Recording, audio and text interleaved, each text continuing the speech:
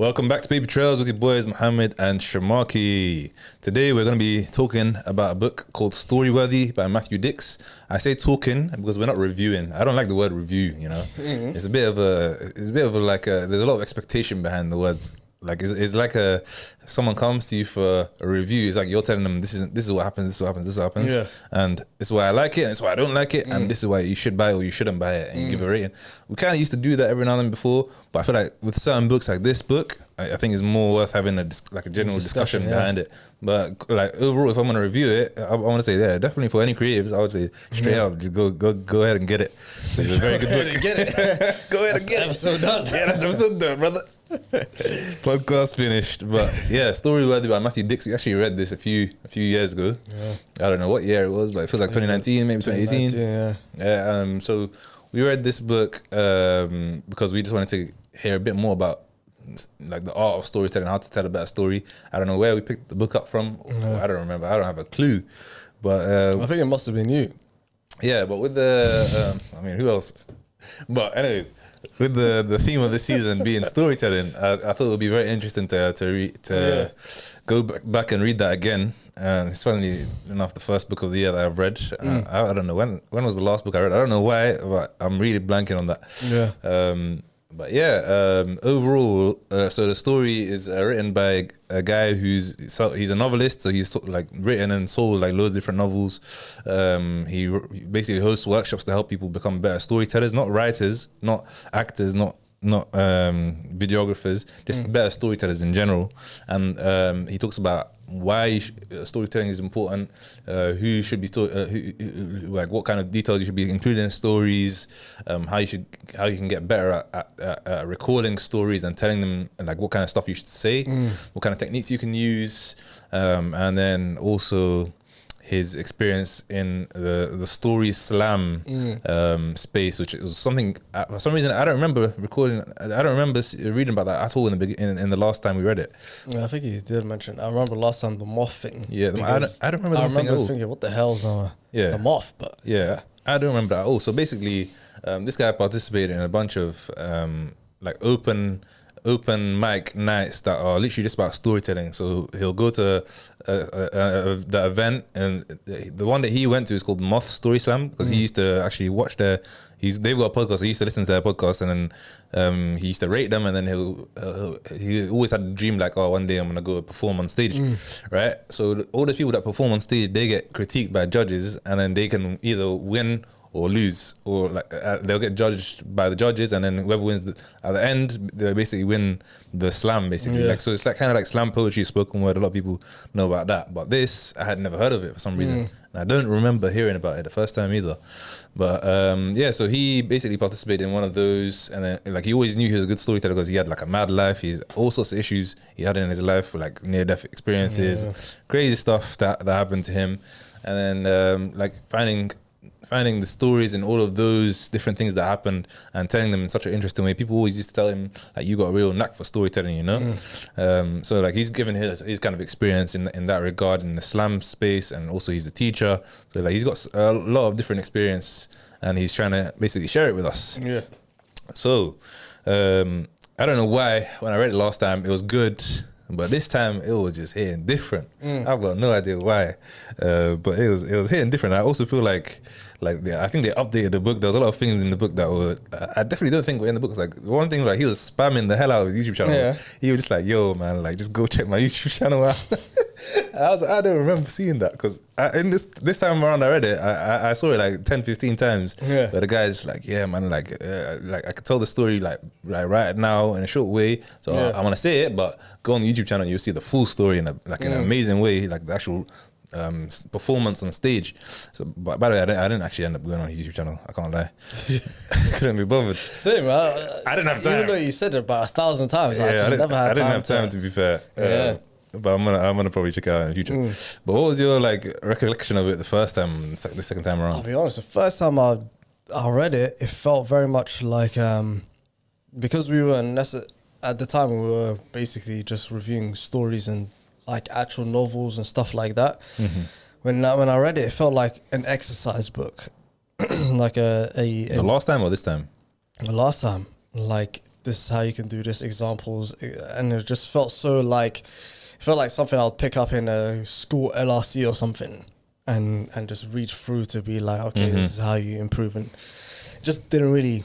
And that also at the same time, we were like churning through so many books. Yeah. That I was Reading like, a book a week at that time. yeah, I remember at that point I was skimming through the end and I was like, okay, I feel like I've got the gist of it. Let's just move on to the next book.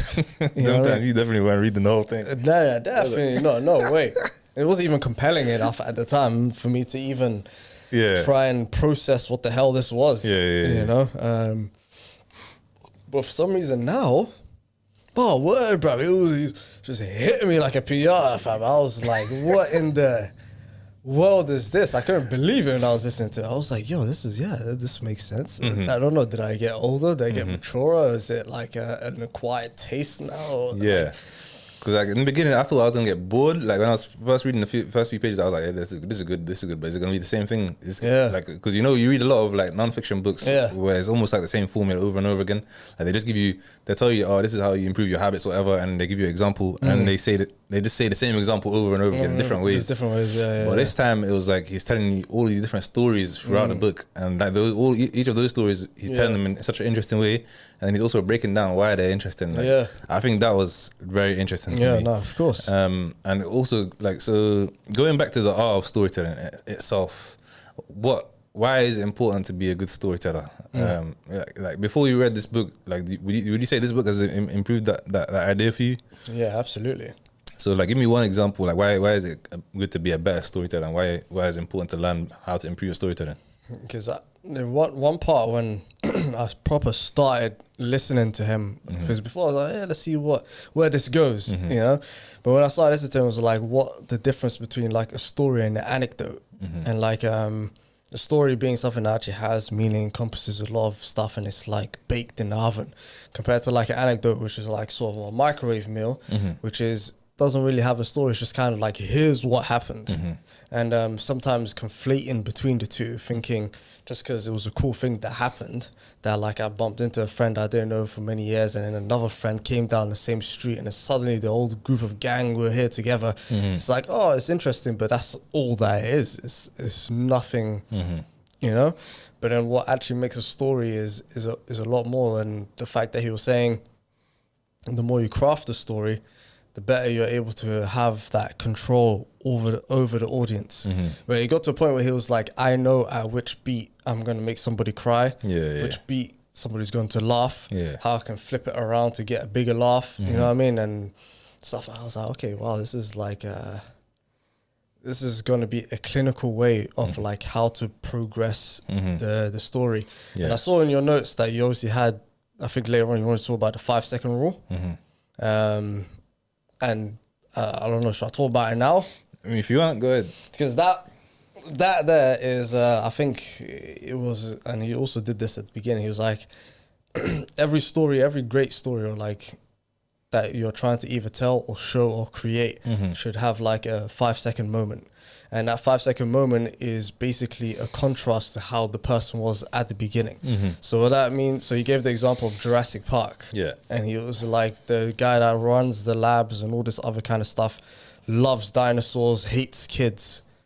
And once you start becoming more intertwined with how storytelling is done, you're like, okay, so at the end, he's going to be different to all of that.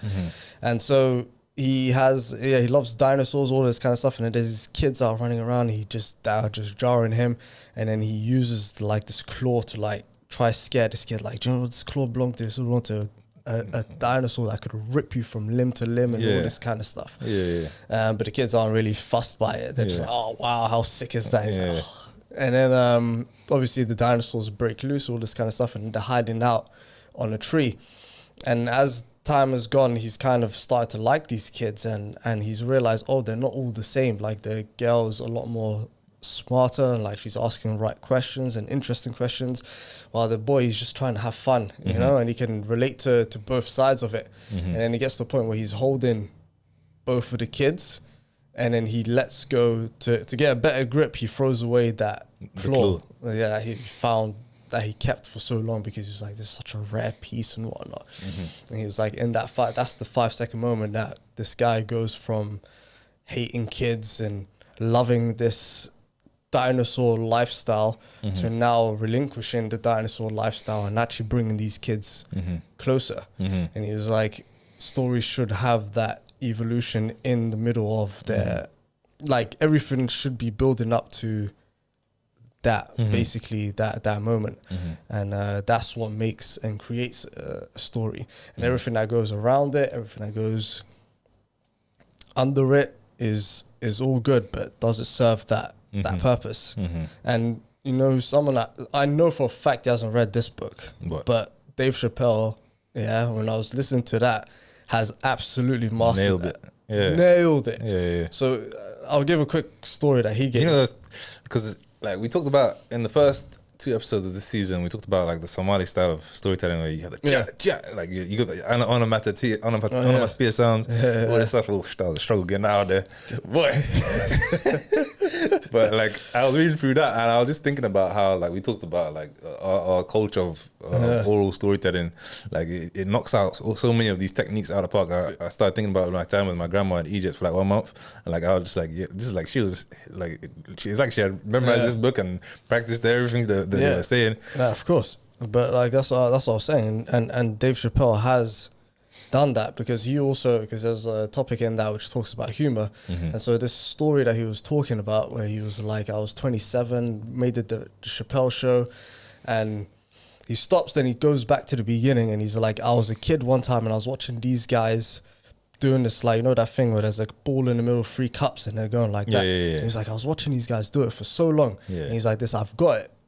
And then he's like, because they bend the card in a certain way, and he was like, I was watching and I said, yeah, that's the one. And then the guy flips it over and it's not under there. And he's like, what? You cheated me.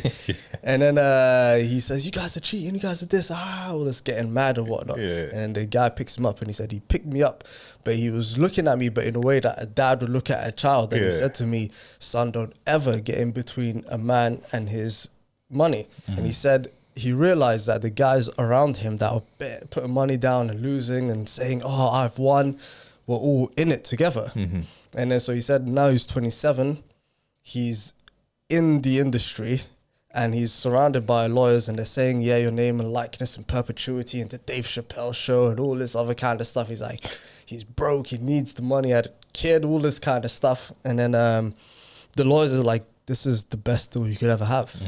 And he said he realized afterwards that they were all in it together. And one big racket. And the way he brought that in from that realization of when he was a youngster to that, and I was like, okay, this guy has, and obviously he's got the little jokes in between. I think he's like the best at like the was it planting the trail or something? That was one of the techniques he used. Like where you give them little clues and then you put it back all the way back to the beginning. Beautiful at that, like the way he like everything. Then you realize, okay, he's saying things intentionally. It's just not. It's not like some comics. They just say something in a little tangent, funny, and then come back to the main plot.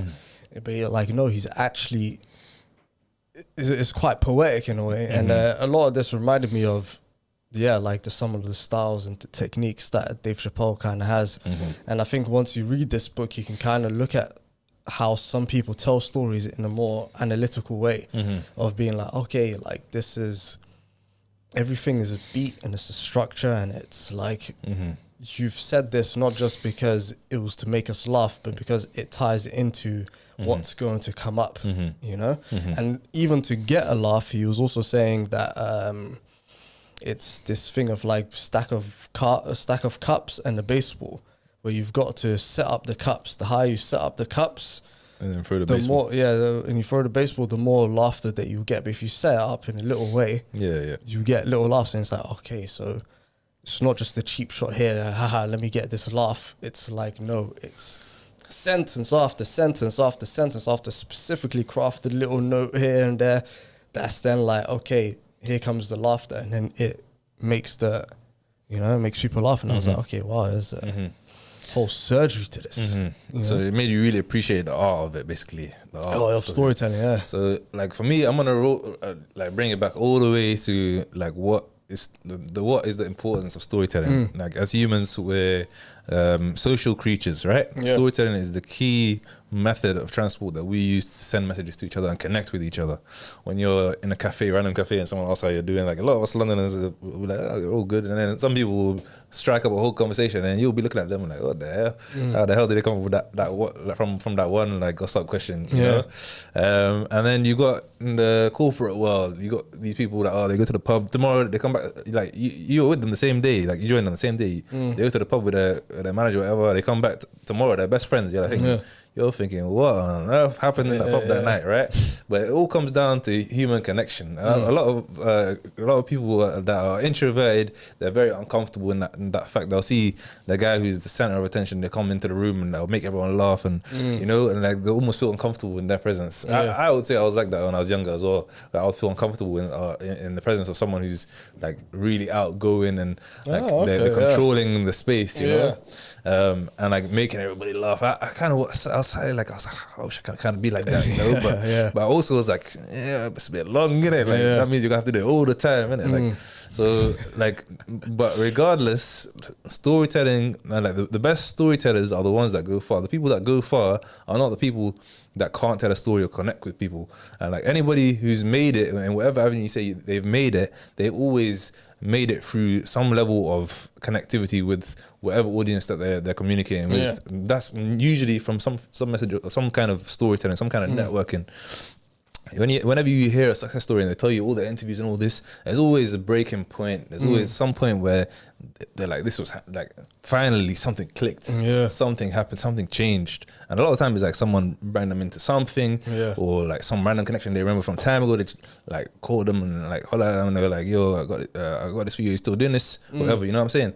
So this is where the importance of storytelling is very vital in terms of familial connections. For example, when you're speaking to your family, sometimes a lot of us might struggle to connect with our older generations or even our younger generations. But like if you don't try to find different stories and different ways of connecting with them, that's where you kind of struggle.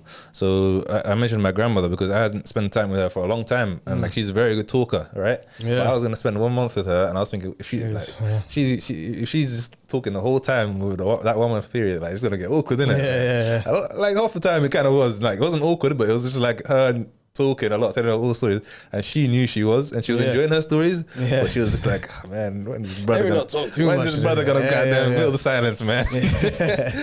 So it got to a point where I started piping in and I started finding other stories to tell, and like within that 1 month period I got a lot closer to her because I was like trying to find stories to tell her and connect with her and her stories as well, and ask her questions and branch out from where the location of one story was. I'll ask her, so this happened here, so like what's happening elsewhere, you know, like and I got a lot more of the stories out of her that way, and I was kind of getting grandma law here, getting a lot of grandma law here, but it's also like my own law, your own law. so like this has allowed me to really think, and like even with my current side profession, or my main profession right now, my main main breadwinner is dealing with the public at all times throughout the day. Like I'm dealing with a lot of people, right? Like even today I probably met like 20 different people. Most of them I didn't even talk to, but like one of them I had a long conversation with some older white lady. Like we had a very good conversation. Like I read this book I finished reading this book a few days ago, and then as I was talking to this lady, I was almost incorporating some of the ideas behind the book within my conversation with that lady, and like I was really enjoying it. It wasn't just like I'll just talk to them because like just for work, innit? You know what I'm saying, just to pass the time, whatever. So then this kind of all these like different strategies, as I'm reading it really resonated with me, and it started making me think, okay, I got some family members that I'm not so close with. I don't want to force closeness, you know, especially when like some people they reach out a lot, some people they don't. And, like it's normal, everyone's different, right? It happens, but you also want to have some sense of comfortability about you when you're communicating with those people, right? So now when I think about like how I'm going to communicate with my family in whatever way, I think, okay, what kind of storytelling can I incorporate in different, what kind of strategies can I use, and maybe how can I like subconsciously or maybe consciously train them to do the same thing, you know? This is like some of the benefits from it, and I think there's like so many pros to it, but then there's also like another thing, like another pro like memory. If you're a really good storyteller, a lot of the time your memory is really good. That means like you remembered something like from long ago and you somehow connected to that something like this. Like your recollection of things, your short-term memory and long-term memory become very good if you just practice that art of storytelling, you know. But one thing I would say is from what you were saying, even like connecting to your family or to your grandma, a point that he was saying is your stories, make them about you. Don't make them about Mike, or don't make them about someone else or someone external, because the way that you build connection is by me telling you something about me, rather than me saying, oh, did you know John, he did this and he did that, and I think that's what, even with like podcasts and anyone that you was talking about that became successful and all these other kind of stuff and had that audience, is because they gave a lot of themselves out to the point that people felt connected to this person, which is what people used to do stories for back in the day, you know, before there was the internet, before there was any of this kind of stuff, you know. They would come and try connect through stories by hearing, oh, you went and fought saber-tooth? How? But I thought they were extinct. Nah, I found one. And, you know, now suddenly that guy has become tribal leader or whatever it may be. But it's a case of like always telling your personal stories and things about yourself, which is something I even realized when throughout the podcast, that I was very much a lot more like less. I would skim the stuff about myself a little bit and kind of talk more about things in books and all this other kind of stuff. And would you say that's just the podcast? Yeah. Nah, I think sometimes just your daily life. It depends. Like I'm never like not open to answering questions. It's just I wouldn't come out and just say. Yeah, that's stuff. what I'm saying. Do you know what I mean? And I feel like with the podcast, it's kind of different because it's connecting with our fellow people here and our fellow creatives, fellow people, fellow humans, fellow humans, you know. And I feel like it would be a case of like for them to believe and for us to sell that we truly care about obviously them and obviously us, that I would have to be genuine with how I profess my feelings instead of just like using something else or using someone else. So to go back to your point, that's the best way to connect through stories, is to make it personal, you know. If your grandma was all about another grandma, oh no, she was all about her. Don't worry about that. But that's how you get close to her. Yeah, 100%. If it was about another grandma, it'd be like, oh, yeah. Like, and if it was, she'll be saying like, this is how she was linked to her. Exactly. Whatever. Yeah. There's always a link back to it. There's always a link. Yeah, but I think also when you're communicating with people, like getting them to tell their side of the story, like a lot of people feel good about that. Like, all right, let me tell you a bit about myself. Like a lot of people, when you especially if you have ask someone them the listening. right questions and you're listening the right way and giving them the right what do you call it, the right signals back, body language signals, then a lot of time they'll continue that and you end up with a lot more of a deeper connection. And then, so the only like there's only one con I would say of being a good storyteller. It often means your imagination is always running. Yeah, you're always thinking about things, and that can lead to overthinking. It can lead to dwelling on things too much. Yeah, and from the perspective of any negative habits you have, or any negative routines that you have, a lot of the time, or procrastination, for example, a lot of the time that procrastination comes from like you just being over imaginative, you creating a story in your head, like, oh, what if this happens? What if this happens? What if this happens? What if this happens? And a lot of the time, that's where you need someone else, like a partner, for example. He talks about his wife being someone who physically, physically, I think, I don't know if she stood on his foot or kicked his leg or something. Like when he was about to stand up on the Moth Grand Story Slam, on the Moth Slam, where he was meant to be on the stage, they called his name. Like he was like, in his head, he was just like, yo, like, Nobody knows me. I'm in New York. I'm not from New York. Nobody knows me. Like, they called my name, but nobody really knows me here. I might just bull out. I might just call my name as well. You know, is there a Matthew Biggs here? That's the kind of vibe he was on, right? And then I read that, I was like, yo, my days, this resonates with me so much, bro. Because you remember there was that one time we went to that stand up, that open mic night. Oh goodness! What's it called again? Revert to Reality. Nah, Word Up. Was it Word Up? Oh. Was it called Word Up? Did we do Word Up? It was in Housden. No. We went there, we put our name in the hat. Yeah. And we didn't get called out. But okay, I was on my knees praying. I was like, please, Lord, don't call my name. We had the whole night. And when it finished, Yeah. I was like, one side of me was alhamdulillah, and then the other side of me was like, why did I even turn up? Yeah. If I didn't want to like actually perform in it, Yeah. but I was hitting bricks, you know. Yeah. so like when he said that story, and then he just said to like the guy was like, my wife like literally just like kicked me under the table, whatever. Yeah. And she was like, "Yo, they called you. Go up." Yeah. Get on with it. Yeah, go up, do it. Like, and he went up, and I think he won the whole thing from his first time doing it. Did he win or did he come second?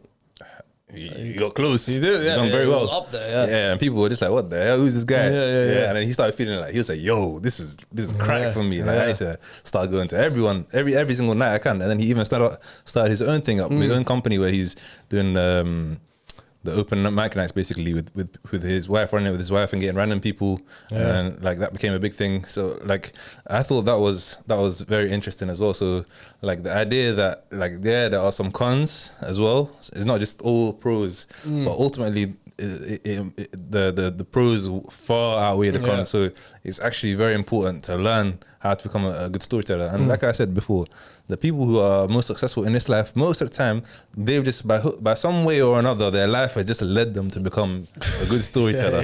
Like, naturally, just through all the lessons that they've learned in their life. Yeah, no, of course. And then that's how it is. You got to buy into the story, and you've got to be able to tell like sometimes you can even craft a story around yourself that might not even be true, like how Steve Jobs did with Apple, like how even Michael Jackson did for himself by saying, I will become like Disney, where I won't be approachable, I won't just be on any interviews, I won't be just on anywhere, and when people see me, it has to feel like it's magic. And he was one of the first people to incorporate like actually using CGI and actually using these special effects and whatnot, when people like, bruh, it's just a music video. Like, here's a backdrop. But he's like, no, I want a fat routine, and we're doing Thriller like this, and it has to be like that. And people are like, this werewolf. Yeah, and people are like, this isn't a movie. But to him, it felt like everyone was like a Disney.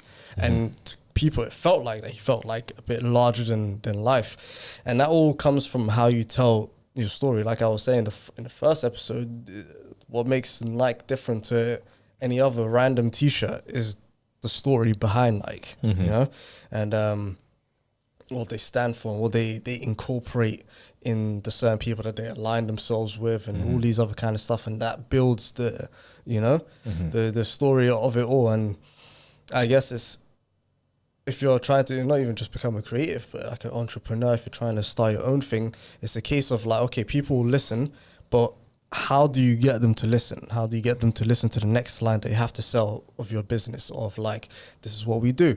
So a lot of people, they do things like I think the Stephen Butler guy, he was saying a lot of things that become successful in Dragon's Den is like, I was allergic to pine nuts or something, and I tried to get this type of dish, and it was impossible to get this type of dish. So I decided to create my own way of doing it, where people with my allergies or my conditions are able to now do it.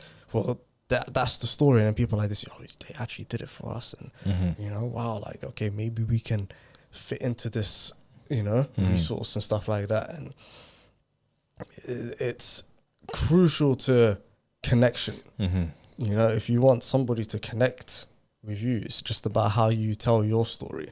You know, like even guys like, I guess, Eminem abusing the trailer park thing, you know, even after he was successful, because it was like, this is my roots, this is where I come from. So people that are from that community, other people that weren't, people that just were like, okay, look at him, he looks like he's actually come from that community. Yeah. You know, even though he had the money, he had no need to dress like sometimes how he did.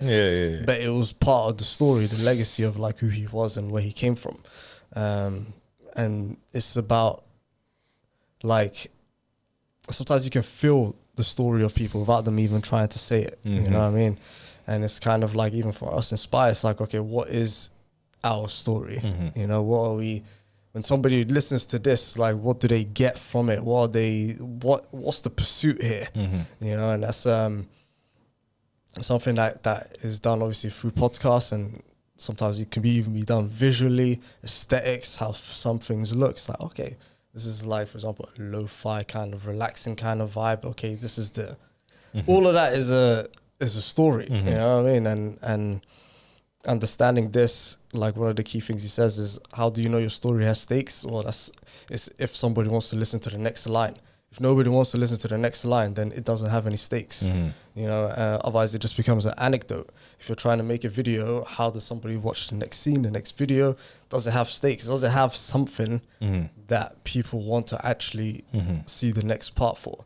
And then he's like, okay, well, how do you build up stakes? And so he goes into and he gives you all these different techniques. I think it's very interesting. So in terms of stories, what makes a good story for you then? We've answered this before, but I feel like coming from fresh from this book, I wanna hear what you say. That's a good point, man. I think a lot of the time it's just a feeling. It's a. I know it sounds very cliche, but it's like a. You're saying if it invokes any kind of lasting feeling in you, not any like feeling, but like powerful. I have to. Obviously, that feeling is a better word. Is like resonating. If I can resonate with it, if it gets into my soul, man, if it gets into the crevices, you know, that's when I'm like, okay, this is a good story. And then it's something that I would want to go tell someone else. You know what I mean? That's when I'm truly like, you've got to hear this. And that's how stories used to spread back in the day. Like, you gotta hear this, man. Let me ask you, like, if you ever like tell like a story that like a humorous one or a joke, for example, and a joke just bangs, like how long do you inside out like go tell other people before you say, all right, that one needs a rest now? Because me, sometimes I catch myself 3-4 people have heard it, and I'm like, God damn, I'm sick of it myself. Depends on the people in the room. Nah. You can't be doing that. To be fair, I think it really depends on if it's a great one. But then I might just keep it there if the opportunity arises. Otherwise, I'd have to create a scenario. I have to tell this joke. You know, everyone's talking about a funeral of somebody that died, and I'm like, how do I tell them about this football? When do I? There's few football players that died with heart attacks and stuff like that. But the other day when I was at football. You can't force it. That's the thing. Like, you can't force it. So I just keep one key thing like is quivers, bro. Arrows. For me, I would say in terms of good story, like that feeling is very important, and that retellability, like being able to tell other people and like invoking the same emotions for those people as well. I thought a couple of things were like interesting that he said, like nobody wants to hear like somebody won. Like it's very interesting when you tell a story and there's no actual like proper clear ending to it. Like there's like you leave them on cliffhanger, get them thinking about what they're really thinking about. But overall, like that feeling, like I agree with that. So like I was reading the book and I was just randomly thinking like about the phrase, that was a movie, like that phrase, and I was like, that's such a good phrase, because when someone says, that was last time was a movie, like, they really mean like they mean that memory. They're gonna have it till like they're in the 80s. They're gonna tell their kids about it. Of course. So that's the kind of things that I'm looking for in a story. Like, I want to say, that was, whether it was like a happy one, sad one, or whatever. I just want to finish that like, you know. That's where I like to be impacted deeply in that way these days. I don't know why. What, like just being like, this is a movie in your own things that are going around you, or like I'm saying like any story that I consume. Like if I like have that reaction, most of the time I'm just like that was 10 out of 10. But what's crazy is the fact that the testament that a story is well done is that you actually get those emotions. But the fact that you can get those emotions from things that don't exist, from characters that aren't real, from a world that isn't real, is wild to just think about. And it can only happen if it's done by plugging in the right human emotions that you care about. You know what I mean? It's like you might not be able to space travel, but it feels like to have a friend that's ride or die. You know what I mean? Or like somebody that's there for you, or it's those like human kind of things. Relatability. So like one of the examples he gives is like that fatal car crash. Well, it wasn't fatal, but close enough. Near fatal car crash, where he was saying he had like a job. He had to go to McDonald's. Was it New Year's or Thanksgiving or one of these holidays where it was like snowing and whatnot, and he was traveling, lost control, basically car shattered, his legs shattered in all different angles and whatnot, where people like, damn, like you're actually like, yo, he's cooked here. And ambulance is coming, trying to resuscitate him and all this other kind of stuff. And then he was like, the snow just kept falling on my face, and he was like, he didn't want it to get in his eyes. And the doctors were telling him like, stay awake, you know, you got this, all this kind of stuff. He's like, listen, nah, I don't want it to get in my eyes, I'm just gonna close my eyes. And he said the next time he opened his eyes, it was like a ambulance lady that was on top of him, like giving him CPR. And she's like, he's back. And he's like, what do you mean I'm back? And she was like, like, you busy brother? Yeah. He's like this, but no, what's going on? I need to get back to McDonald's. Like, it's a busy night. They're gonna suffer without me. And she's like, bro, this guy is crazy. Yeah, he's wild. And then so they take him to hospital, and he's chilling there, and they're like this, oh, like, what's your family's name? And like, we'll call them up and this and that. So he gives them their number and all of this kind of stuff. And then they checked his ID, and they found out that they found the through that he worked at McDonald's, found the branch, called the people, then they told him to get in contact with the parents to come. And then the kids found out, whoa, our friend is in hospital. So they started phone calling each other and like chain reaction and whatnot. Yeah. And then widespread. The doctors were like, okay, we're going to put you in for the operation, but your family's not here. Do you want to wait for them? Or? Yeah. And he was like, this, it's fine. I don't. Yeah. And he found out later on that his parents actually went to the car first to see if they could salvage anything from there. So then he was like, nah, just take me in. And it was like some old banger. It wasn't like a new... Yeah, exactly. And then they open the doors, and then he sees a whole line of like kids, like teenagers. His and, boys, like, basically. ripped jeans and like baggy t-shirts, and his best friend at the front of it, and they're all clapping, all like, oh, you know. And he's like this, like for the first time, he felt like he could have family in strangers rather than his actual, you know, like the position of family doesn't have to be filled up by blood. It can be filled up by friends and all these other kind of stuff. And he was saying when he says that story, a lot of people cry and a lot of people get emotional from it. But he says and it's not because of the action scene of almost dying, because nobody knows what that's like. Well, he hopes nobody knows what that's like.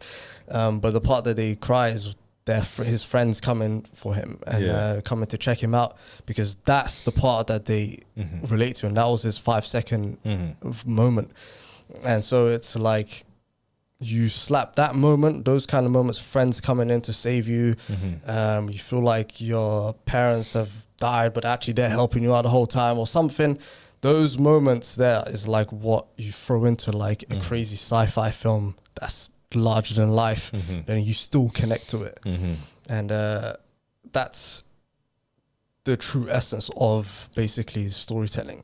It's about how can I, and the true storytellers know that, how can I make you laugh? How can I make you sad? And he says to obviously make people laugh before he gets them sad, because it evokes it even longer. Yeah, put them on a roller coaster. Yeah, exactly. And now I think he should have called that the phrase rather than whatever he said it was. What? The technique to tell a good story. He basically said like, don't give them everything. Switch it up. I think it was the elephant one. The elephant, yeah. Where he's like, there has to be an elephant in the story where like something big has happened, as you know, but then you switch it up. Change the color of the elephant, change the size of the elephant, whatever. Yeah. But to me, I was like, that just sounds like put him on a roller coaster, basically. Yeah, but like it's interesting where it's like wherever you're trying to create what I think CEO Diary of CEO guy. So he's got like this girl who's like, I think she's hella young, she's like 24 or something, and she basically handles the social media on his aspect.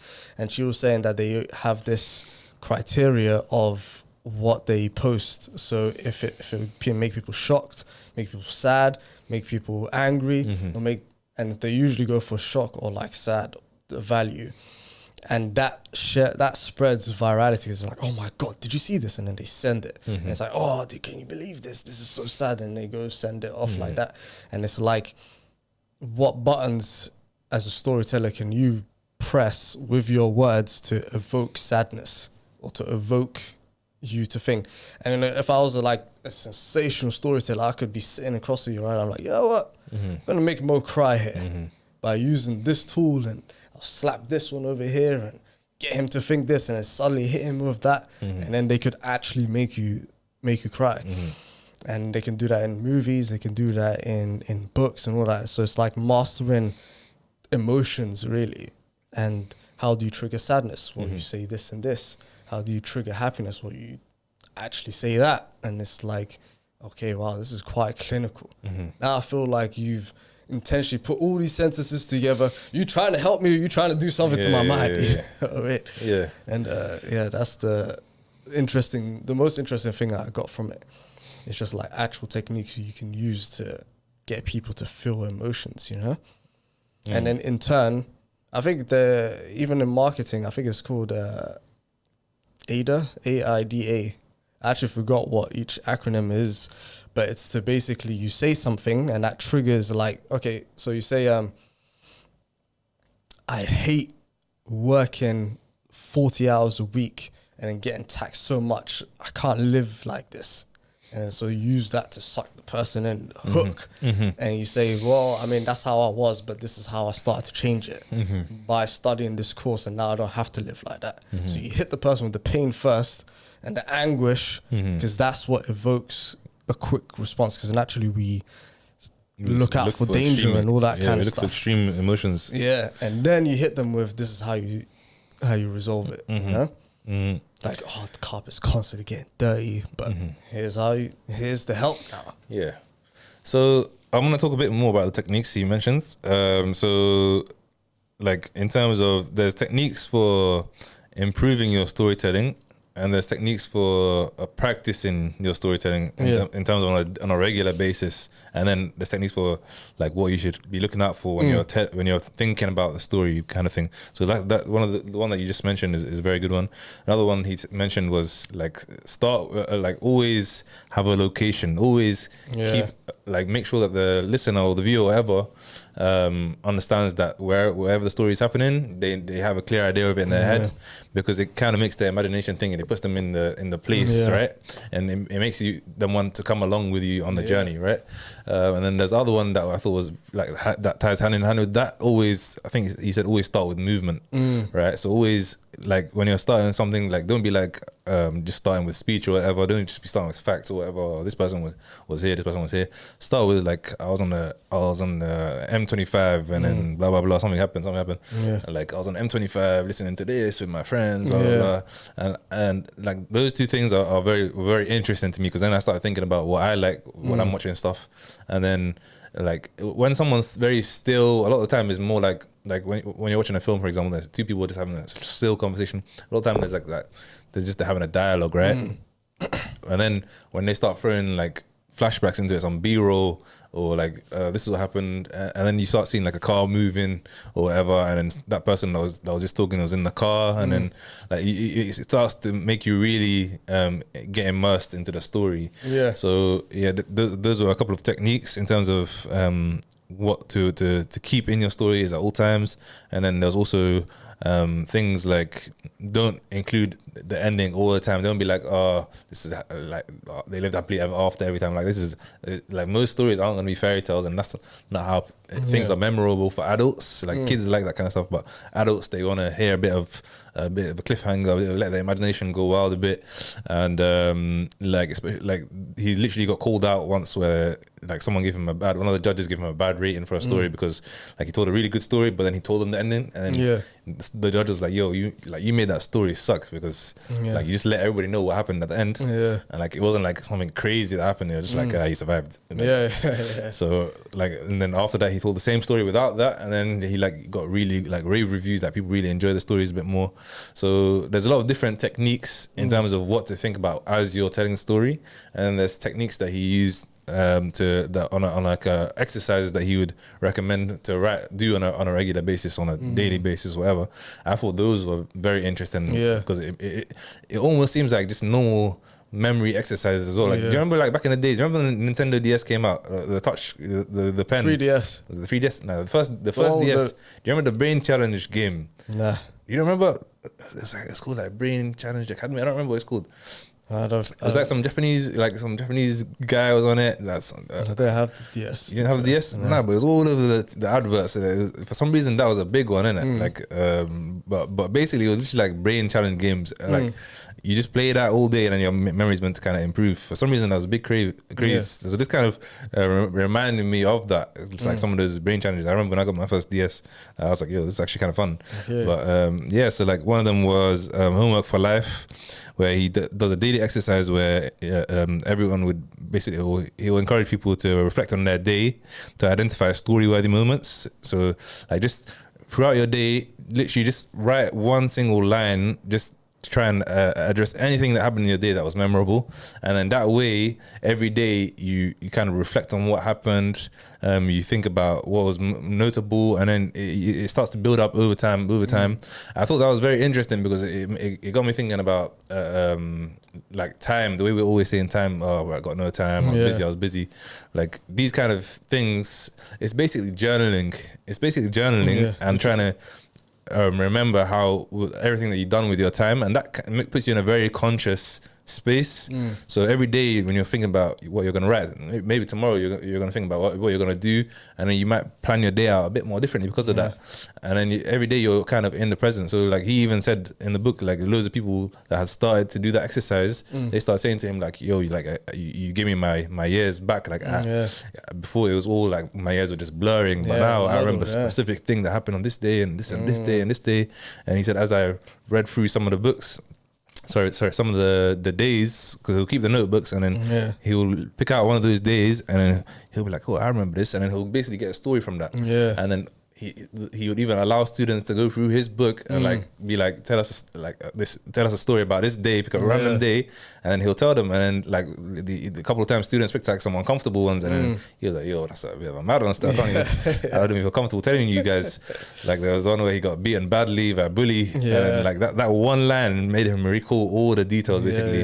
And like that these kind of things that a lot of us are lacking in our lives, like we're not being very conscious about keeping memory of things. And this is where I think back in the day when you had a lot of analog cameras, you take pictures with meaning. Like this is why like I think there's a rise again now of like Polaroids, Insta-X films, and people pick them up. Like I've seen my in-laws, like from example, my brother-in-law's wedding, you were there. A lot of like the Polaroid pictures they have, like they literally put them up on their walls and stuff. Like they've got like these cute little frames where it's like a frame, but it's got like a clothing line on it. You've seen it, and they literally like peg the little Polaroids on. Like I think there's the real rise in that because a lot of people are trying to reclaim back their memories and intentional memory taking. Exactly. So like these are the kind of exercises that he was talking about. What was the one that was like most resonating to you? From the exercises, I would say it was essentially what you were saying, the movie one, where he was basically like he wrote two versions, one which is basically more visual, like that he says is better than the other version. So I'll just read the first line. Version one is my grandma's name is Odalie Dix, which probably explains why she is who she is. She's a crooked old lady with both body and mind. She wears only dark colors. And then version 2 is, I'm standing at the edge of my grandmother's garden, watching her relentlessly pull weeds from the unforgiving soil. My grandmother's name is Odalie Dix, which probably explains who she is.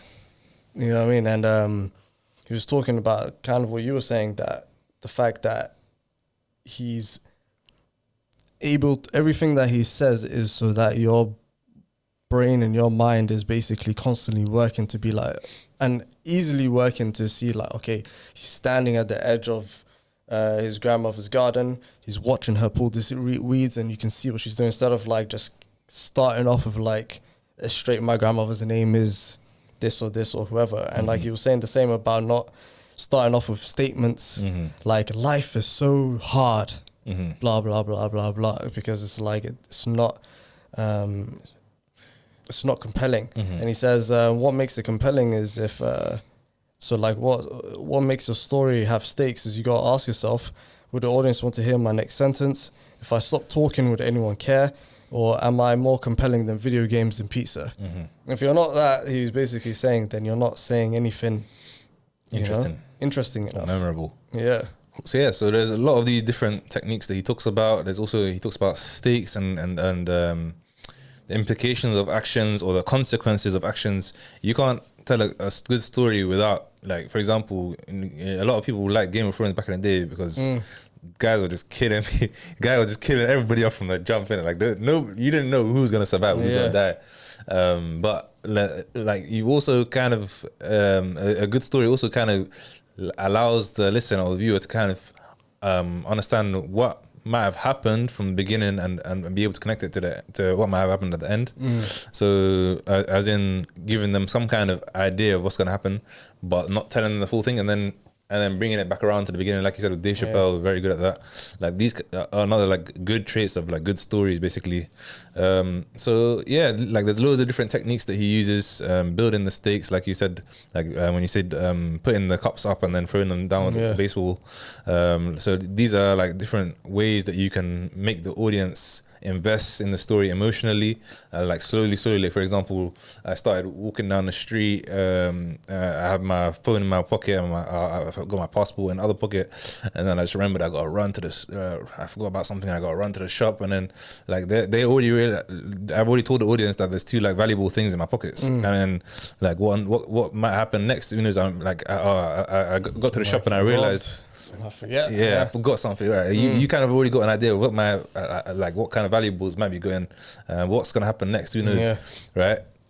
So you kind of got to build up important stakes, something important that's gonna happen that the audience thinks that could be a loss or that could be a gain, and then also make it unpredictable in that other things where not everybody's gonna be a good guy at the end of the day. Even you might not be a good guy, or when I say good guy, it means like you could have just done a bad action on a certain day. Like the example he gave is he basically stole from charity, basically, and then he realized he was an idiot after what happened. That's a very interesting story in the book. So like all these different techniques, they kind of made me really think about the art of storytelling a lot more and how I can improve myself as a storyteller. So yeah, is there anything like that was like very memorable to you before I ask the final question? I would say like not even technique wise, but there was something that was quite interesting, which was similar to what we were saying in episode 2 about the hero's journey, how we both have this endearment towards the mentor. And he mentioned that in the beginning of his book, where he was in college, he just wasn't working, like teachers couldn't understand him, he wasn't able to understand teachers and all this kind of other stuff, and he was just like looking for somebody to tell him like he was actually worthy. Like he was looking, he said he was desperate in any way, somehow, some way as a kid, that a mentor would come to him and say, no, I believe in you. Yeah. And it's quite interesting how, like, I guess it's a common thread through different creatives in especially initially when you haven't been told you are, and then you got to find your own way of accepting that piece of like, no one's gonna come to help you. Yeah, or like I've got this thing. You might not see it now, but you will see it in a thing. And I was like, okay, wow, it's so interesting how we recently spoke about how we like the mentors, because we, I guess in a way, always wanted one, you know, and how he kind of felt the same towards that. Yeah, and how putting yourself out there eventually will bring someone to you as well. Yeah. Cool. So, like, I just want to ask you, like, what's a story of yours that if someone asks you, like, tell me a good story, like, what would come to your mind for you, like in your whole life?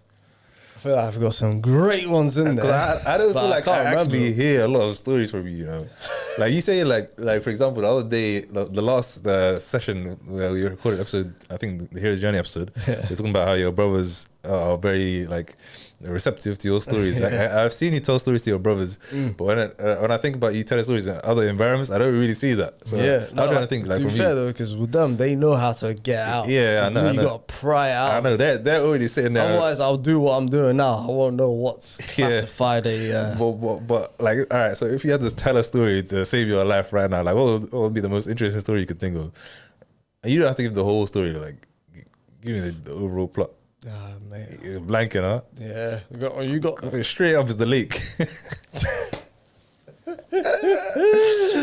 I got some easy reaches. Save people, yeah, I was a hero that day. I was enough with me and that friend that I saved after this. Mate, I don't know. I think one thing that sticks out, because it was very strange, was One time it was like, I forgot, I don't know if I think it might have been Ramadan, coming out of Fajr, and then one friend says, "Oh, like I've got a car now. I'll drop you guys off." Yeah. And he was a bit erratic, like, "Come on, drop you." Yeah. Too excited that I felt a bit uneasy. Too erratic. Yeah, I was like, "Yo, bro, I mean, it's all right. You don't have to really do this." Uh-huh. And then he's like, "This, no, come." And then so we get in the car, and now we're driving down like Woodhouse Road, and then he takes a right and to drop a friend off, and then now he's coming up Compton. You flying Through, and you know, like when you go on a town hall, you're meant to go left and right like that. Yeah. He just went straight down. Yeah. After that point, I knew something here was up. I was like, "Yo, bro, like you need to relax. There's nothing. You don't need to prove to anyone you're a good driver." Yeah. You know, he's like, "Nah, watch. You guys will see I'm a good driver." God damn. And he just started blitzing through, broke a red light, everything. And then the car just started jumping up and down. And I was like, oh my word. And, you know, it was crazy. I was supposed to be on the right side because the friend I was in the car was gone. I was just in the middle. But I stuck in the middle. And then instead of moving along, so the cars are now jumping up and down, whatnot. And then it starts to nosedive. What? And it's heading for a Range Rover. Okay. And then I was like, oh, this is it. And then something weirdly enough inside me said, I don't die here. I don't know why. God, he's arrogant, fam. I don't know why it was. It just felt so like, it felt so certain in my heart that I was like, yeah, but this isn't where it comes. It doesn't end here this, you know? And then, subhanAllah, it was crazy. The two tires hit the ground first, and then he managed to like turn it like that, and it slammed into the right hand side where I was actually meant to be sitting, and then it started spinning around, all sorts of stuff, and then I was like, "This, I was actually in there." So did you crash? Of course, but who was out here spinning in the car was smoking, felt slow mo, and then that was a wild one. Blimey, mate. Nah, but that was that same uncertainty. I remember I was on turbulence in the plane, and then that thing came back. I was like, "Remember the car, bro? You're going to be all right." That's called the survival instinct, brother. But it's a good story. It's a good story. It's an interesting one. I'm going to have to hear the full details. I feel like I could have had so much better. Like I know after this, when I'm listening back, I'm like, oh man, you could have told that. Yeah. But anyway, I put you on the spot. I've told the Lake story before, so I'm not gonna say it now, in the interest of time as well. So Storyworthy by Matthew Dix, I think, is a very good book, and I'm hoping the next books that we read are as good or impactful to us. But regardless, I think this is really gonna be impactful for our writing and storytelling. And I definitely recommend it to everybody. Would you give it a rating out of 10? Yeah, I'll give it a solid 9. That means it's a 10 for Shamaki, because he doesn't. That's really good. The ending, I don't know, usually yapping about stuff. Nah. But like, if you're trying to write, if you're trying to direct, if you're trying to do anything, or if you just struggle with communicating with people in general. This is like active techniques and tricks and tips that you can do to basically further tell your storytelling. Like social media, everything, all of that is storytelling. And if you're trying to find out, okay, how can I get my readers to get sad in this scene here that I'm concocting, then here's a few good techniques that you can find in the book. And so it's like it's a nice little recipe tool for emotions, you know. And I feel like empathy is the leading thing for all stories. You know, it's about how you connect. If somebody's a sociopath, you know what I mean, they'll listen to you thinking, I'm still great. It's like, what? We weren't even talking about you, you know? But to them, that's what matters.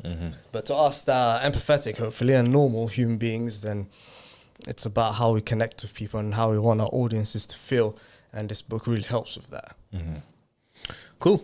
So it's been your boys Mohammed and Shamaki for Inspyre on the PaperTrails podcast. I hope you guys have enjoyed this episode. We're going into Ramadan, we'll see when the next one is. Absolutely. Make sure to always pursue your dreams regardless of what people say, regardless of the haters. Goddamn. You know what I mean? Because at the end of the day, you got to have a good story, and all good stories have to have setbacks. If you just made it the next day successful, no one would even want to hear your story. You know what I mean? You got to have the moments where you went broke twice, bankrupt, you know what I mean? Wife cheated, kids left you, selling drugs. The drugs started selling you, and you survived. You know what I mean? You gotta have something. You gotta have grit. That's what makes the people be like, damn, yo, if you survive that, then you really are a hero. You know, and that's the beauty of storytelling, and that's what we're trying to achieve here. Yeah. And on that note, and on that bombshell, thank you very much for listening, and we'll see you in the next one. Thanks for listening to the PaperTrails podcast. If you like this episode, please leave a review, comment, like, and subscribe. And be sure to follow us on all our socials. Keep moving, keep growing, keep learning.